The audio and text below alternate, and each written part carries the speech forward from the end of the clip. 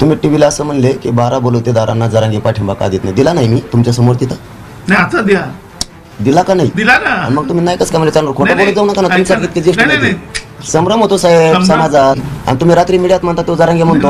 ऐका असं नाही, खोटं नाही नाही, बोलायचं नाही, तुमच्यासारख्या मोठ्या नेत्याने. नाही असं नाही. तुम्ही म्हणले मी ऐकलंय. नाही नाही, तुम्ही सारख्या मागणी करा असं माझं म्हणणं आहे. खाजगी तुम्ही बोलले असते एखादी ठीक होत. नाही, नाही. तुम्ही मीडियाच्या बांधले नाही, ऐकून तर घेत जाओ. बरं. मीडियाचं बोलला तुम्ही. मी ऐका, आरोप करण्याचा ऐका, पोरग नाही. नाही. नाही त्याचं समजून घ्या तुम्ही. नाही, काय समजून घ्यायचं Sorry, तुम्ही? मी झालं असेल ना, आणि याच्यापुढे होणार नाही. नाही नाही, होणारही नाही. आणि त्यांनाही वेगळं आरक्षण 3% आम्ही जर दिलं तर ते खुश होतील.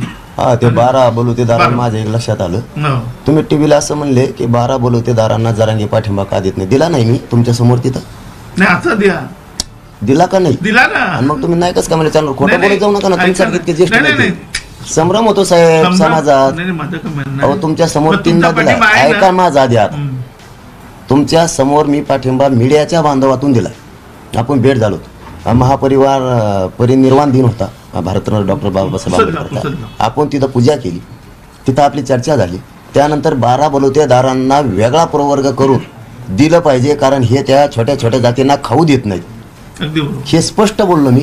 आणि तुम्ही रात्री मीडियात म्हणता तो जरांगे म्हणतो. ऐका असं नाही, खोटं नाही बोलायचं तुमच्यासारख्या मोठ्या नेत्याने. नाही असं नाही. तुम्ही म्हणले मी ऐकलंय. नाही नाही, तुम्ही सारख्या मागणी करा असं माझं म्हणणं आहे. अहो पण एकदा केली का लय बार केली का आम्ही सोबतच आहेत ना मराठी. एकदा आणि म्हणून जरांगे तरी किमान असं आहे, एकदा जर शब्द दिला ना हटत नाही. मग झालं की आपण झालं गेलं नाही. तुम्ही गैरसमज पसरायला लागले नाही, ना. नाही. एकूण तोडगे काढायला येतात, नाही, नाही, गैरसमज ऐका, पसरता म्हणजे नाही, राजकारण नाही. करायला तुम्ही असं दिसायला लागले याच्यात. पुण्याचं अहो दादा आम्ही तुम्हाला मानलं होतं का नाही. नाही? तुम्हाला मान्य आहे का ठीक आहे नाही? ना, चांगली गोष्ट आहे ना. मग मानलं होतं. माझं- आपण तुम्ही मीडियाच्या माध्यमात ठीक आहे, खाजगी तुम्ही बोलले असते एखादी ठीक होत. नाही, नाही. तुम्ही मीडियाच्या माध्यमातून नाही, ऐकून तर घेत जाओ. बरं, ठीक मीडियाच्या माध्यमातून तुम्ही जाहीर म्हणला की ते जरांगे म्हणत नाही 12 बलुतेदारांना आरक्षण द्या. अहो मी तिथं तर म्हणलं पण मी तुम्हाला 4 सभेचे पुरावे देतो तुम्ही नसताना म्हणलेले.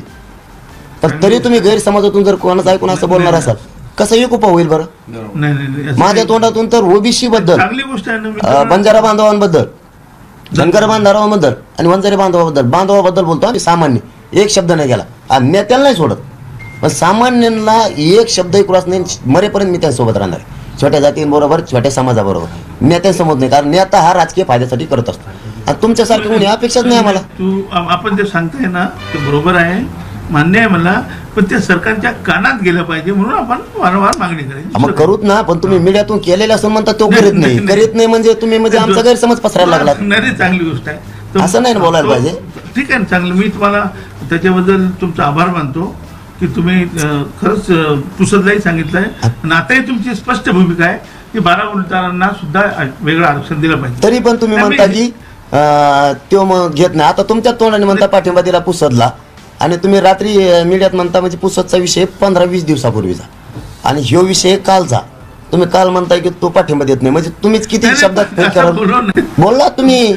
मी ऐका, आरोप करण्यातला ऐका, पोरग नाही. नाही त्याचं समजून घ्या तुम्ही. नाही, काय समजून घ्यायचं Sorry, तुम्ही? मी झालं असेल ना, आणि याच्यापुढे होणार नाही. नाही नाही, होणारही नाही. आणि दुसरं मराठा समाजाला ओबीसी मधूनच आरक्षण द्यावे. जरांगे पाटलांच्या मागणीप्रमाणे मराठा समाजाला ओबीसी मध्ये 9% आरक्षण देण्याचा ओबीसी नेते हरिभाऊ राठोड यांनी सांगितलेला फॉर्म्युला मराठा नेते मनोज जरांगे पाटील यांनी अमान्य केला.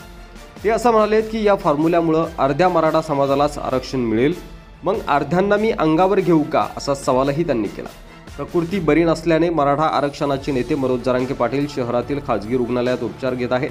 ओबीसी नेते हरिभाऊ राठोड यांनी सोमवारी रुग्णालयात जाऊन जरांगे पाटील यांची भेट घेतली. यावेळी त्यांनी मराठा समाजाला ओबीसीमधून आरक्षण मिळावे, या मागणीप्रमाणे आरक्षण देता येते यासाठी मराठा समाजाला 9%, भटके विमुक्त समाजासाठी 9% आणि 12 बलुतेदार समाजाला 9% फॉर्म्युल्याचा वापर करावा लागेल, असं राठोड म्हणाले.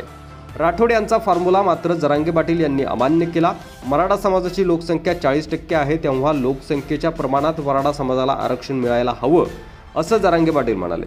9% आरक्षण कसं पुरेल असा सवाल त्यांनी उपस्थित केला. तेव्हा मराठा समाजाला ओबीसी आरक्षण द्यायचे असेल तर सर्वप्रथम सर्वांनी मिळून 27% असलेल्या ओबीसी आरक्षणाची मर्यादा वाढवण्यासाठी लढावं लागेल, असं राठोड यांनी पत्रकारांशी बोलताना सांगितलं.